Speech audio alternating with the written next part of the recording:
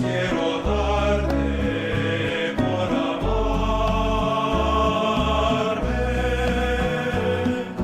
Gracias quiero darte yo a ti, Señor. Hoy soy feliz porque te conocí.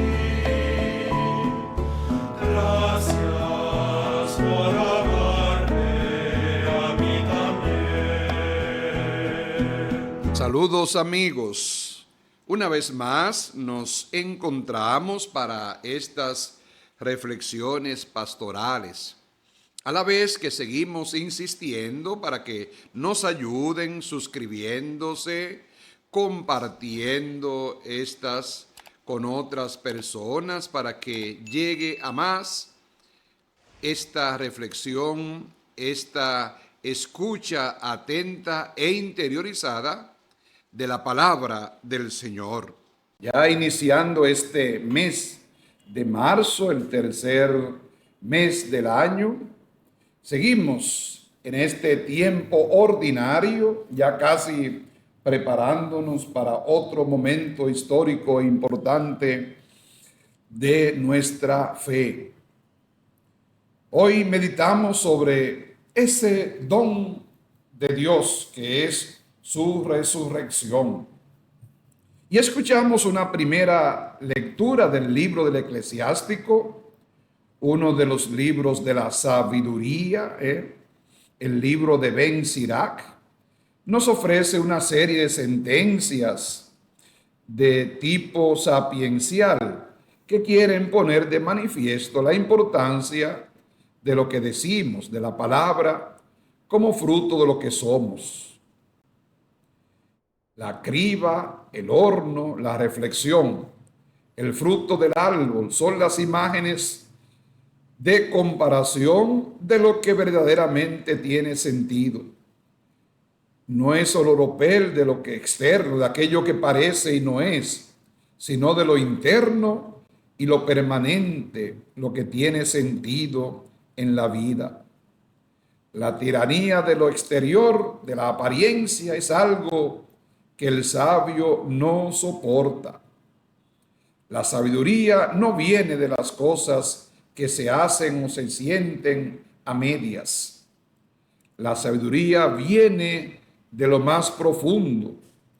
Por eso la palabra de sabiduría vale su peso en oro. Efectivamente, la palabra en el ser humano es tan importante porque ellos expresan nuestros sentimientos y deseos. El amor y el odio, la verdad y la mentira, la exhortación y la calumnia. Con palabra se mata la fama y la honra de otros, y con la palabra se resucita a los que han sido calumniados. Sentencias llenas de sabiduría que no podemos menospreciar y que son el fruto de la experiencia y la reflexión. La palabra dice lo que llevamos en el corazón. Es una buena situación para nosotros revisar lo que decimos y lo que escuchamos. Y muchas veces hasta lo que escuchamos y repetimos sin antes sopesar. La segunda lectura de hoy, continuamos con la primera carta a los Corintios en el capítulo 15.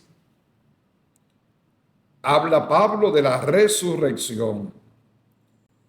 Esta carta a los Corintios podrá ser la que en este domingo sirva como clave interpretativa y como mensaje cristiano en el contexto de la Eucaristía, porque la Eucaristía es el marco adecuado para celebrar el misterio de la resurrección de Jesús y de los muertos. El texto de Pablo podrá completarse mejor con otros versículos anteriores del mismo capítulo que se ha venido leyendo durante varios domingos y desde cuya perspectiva globalizante ofrecemos esta reflexión.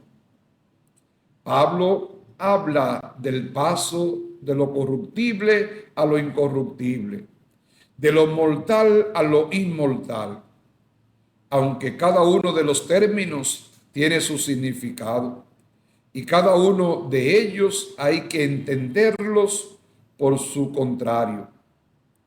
La realidad no es una descripción puntual de lo que somos y de lo que seremos. Es una descripción totalizante. Es decir, aquí la corporeidad psíquica está determinada por la corruptibilidad, lo mísero y lo débil. No se trata de una maldición, de un modo de ser maldito, sino de ser tal como somos creados por Dios. Si no fuéramos así, no existiríamos. Por lo tanto, no es algo que expresa negatividad radical, sino limitación de la criatura. Seres vivientes, pero a los que se les queda ser todavía seres inmortales. Por el contrario, la corporeidad de la resurrección es del espíritu, es decir, incorruptible, gloriosa y dinámica. Es el ser completo en su criatura por la acción creadora de Dios, que tiene en cuenta quiénes somos. En la muerte debemos ser tratados por Dios como una necesidad decisiva. Entonces Pablo, apoyado en la resurrección de Jesús, tiene la seguridad de la fe que la muerte no es lo último. Es lo último que vemos si no existiera fe. Pero si existe fe y esperanza, entonces es lo penúltimo. La muerte expresa lo poco que somos todavía aquí. Pero la resurrección habla de qué seremos, la misma persona, porque Dios seguirá con nosotros a través de la muerte.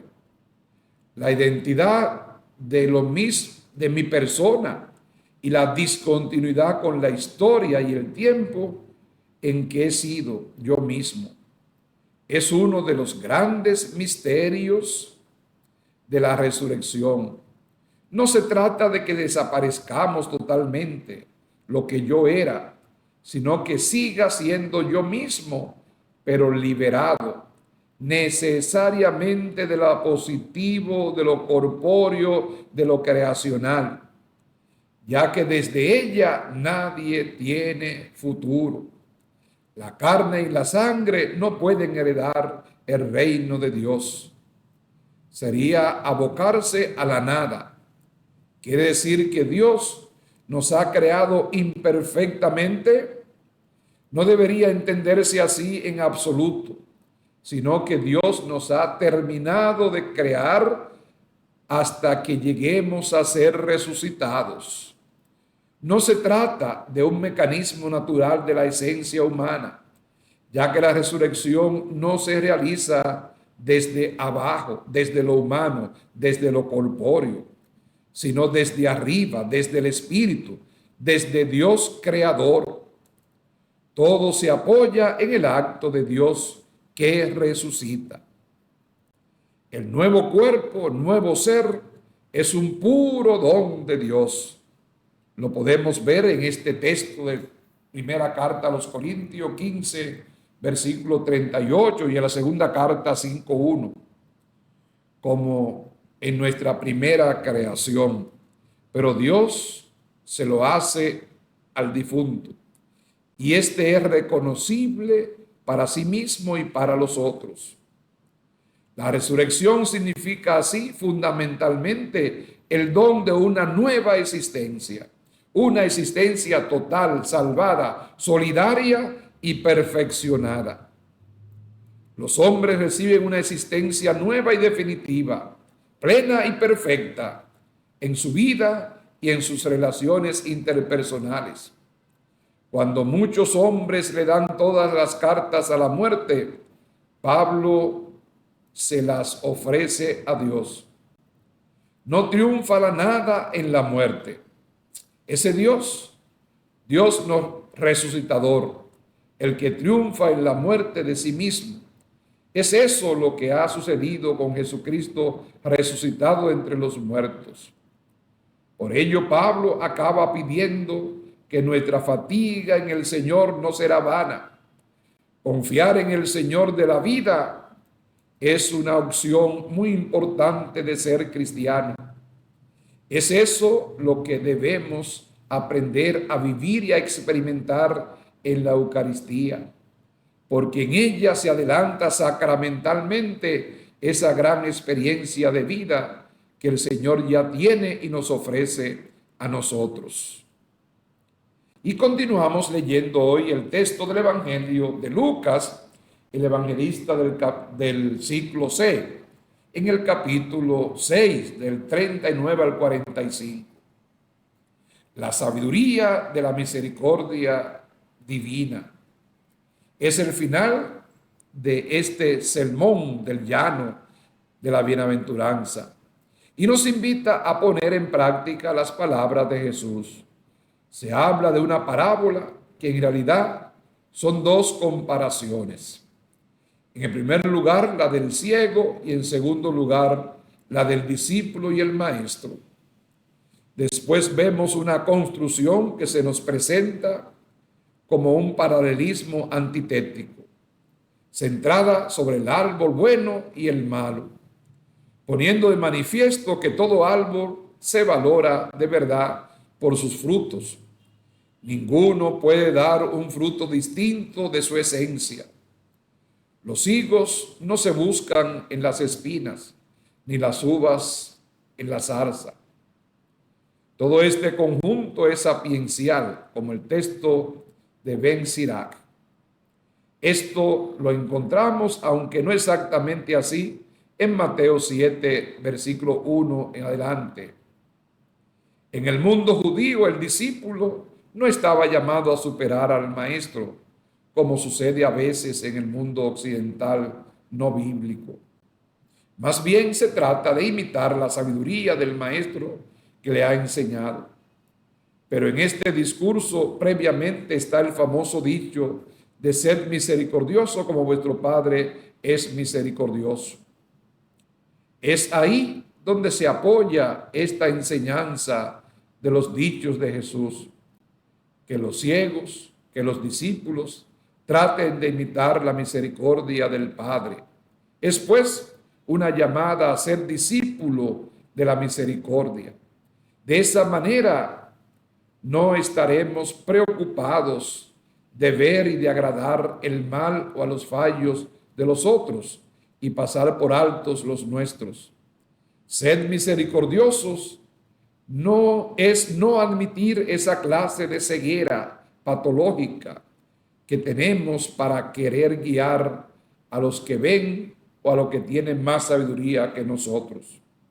No reconocer eso es ser como los ciegos y los discípulos que sin sabiduría quieren ser más sabios que su maestro. Aunque el cristianismo no es una religión de la perfección o de la efectividad malsana, no quiere decir que no se empeñe en la vida de cada día, en las relaciones humanas. El no juzgar a los demás no significa dejar pasar las cosas como si se estuvieran exponiendo a una pura libertad extrema. Vuelve a tener sentido que lo que imitamos es la misericordia, es lo que debe hacernos verdaderos hermanos. De hecho, en estos dichos aparece varias veces el término hermano, y es para el hermano para quien se debe tener un corazón fraterno y abierto.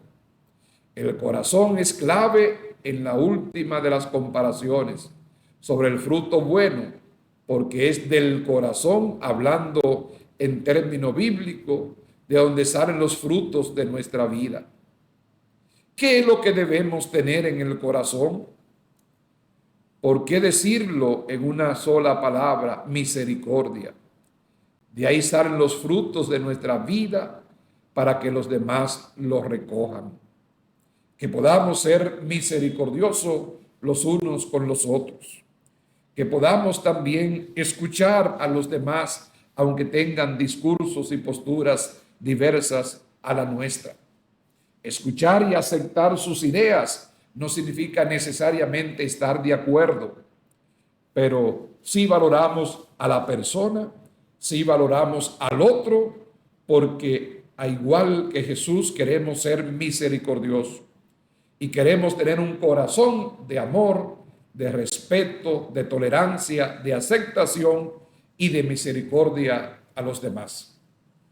Ojalá que durante esta semana podamos practicar esta virtud de la misericordia con todos aquellos que conviven con nosotros, con todos aquellos con que nos relacionamos.